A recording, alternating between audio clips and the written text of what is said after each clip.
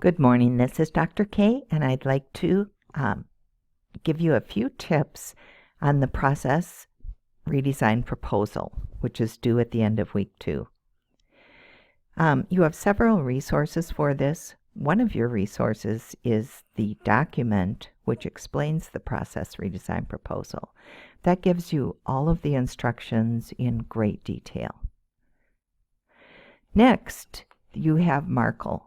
There's information on Markle that talks about what the elements are of a good proposal, and it also talks about how to describe a process in detail. Those are both helpful.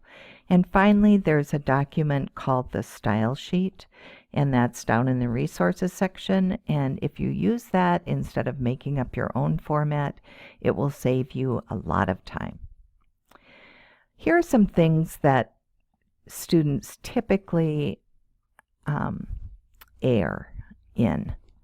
Just pathways that will lead you down a rabbit hole that you don't want to be going down. So, for example, do not propose a solution. Don't be ambiguous about the current process. We aren't talking about something that's high level and only executives. We're really talking about technical writing. So we're trying to talk to people who actually use the process and talk about how that process actually works in real life. Also, don't follow the proposal outline in Markle. The reason for this is because he's actually proposing solutions. You are not proposing solutions. You are proposing a study. And don't confuse us with a lot of jargon. Things that you should do: use the style sheet template. It's there to make your life easy. And don't follow the proposal outline in Markham, but do follow the proposal outline in the instructions. So here's the grading for this particular assignment. It is basically, did you get a complete proposal? That's what 50% of this is based on.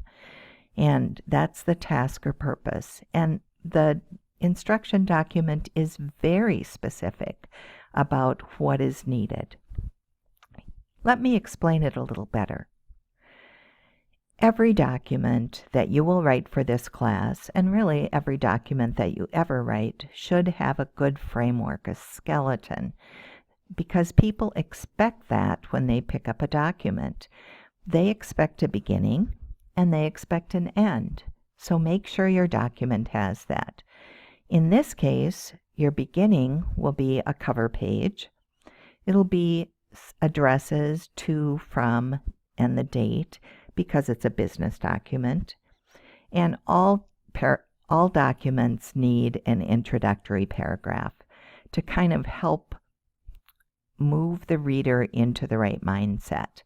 So you're going to give us a sentence or two that explains what we're about here, what the real purpose is behind redesigning your process.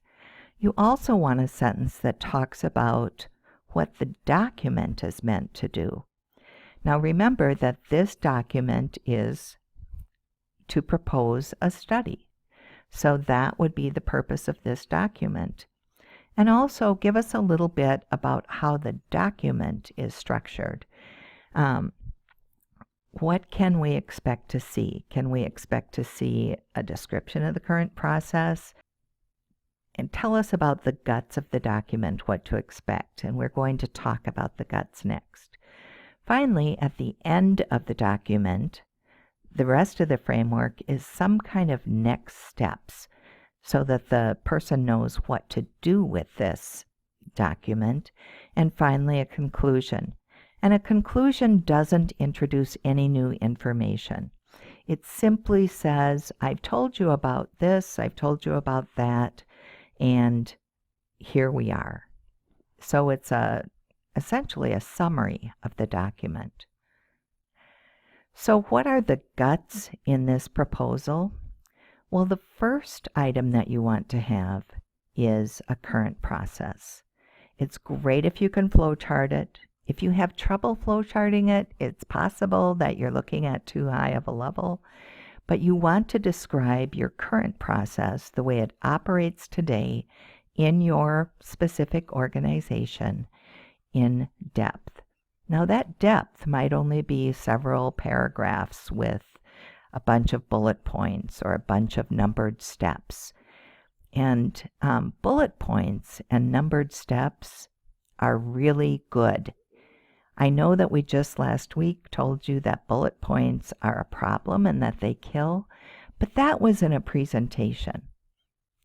This is a business document, and business documents always use bullet points effectively and numbered lists effectively. So first you do the proposal for study, or the current process. Next, tell us a little bit about the problem. What is it causing? Who is it impacting? Where does it occur? How often does it occur? Why is it a problem for the people involved? Next, propose a study. Propose to find out how bad the problem is today, because if you don't set a baseline when you go out to improve something, you cannot prove that you fixed it. You have to be able to say, this is how bad it was when I started, and I have numbers to prove that, and so that after you've improved it, you can show the new numbers and compare them to the baseline. The second thing that you want to think about when you're proposing a study is who knows how to fix it. Don't just bring something in from outside. The people who are involved probably know how to fix it or know what it is that they think needs doing. So consider surveys. Consider interviews with those people. How you're going to find out how bad the problem is and how you're going to get people involved in fixing it. Then finally, when you decide what it is that you're going to be proposing as a study, give us a schedule for that study. Make your schedule very brief.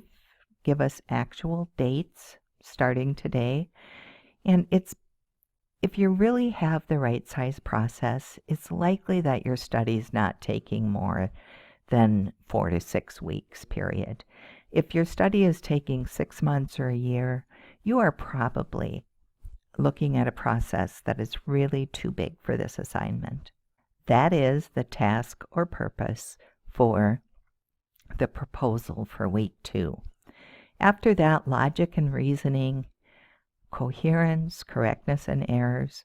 It's possible that most of those things will come up in your revisions, but do read through what's required for those, because it is the other 50% of the assignment. Let me know if you have questions. I hope to see you put something up on the optional discussion board for this so that we can give you feedback. Thank you. Signing off.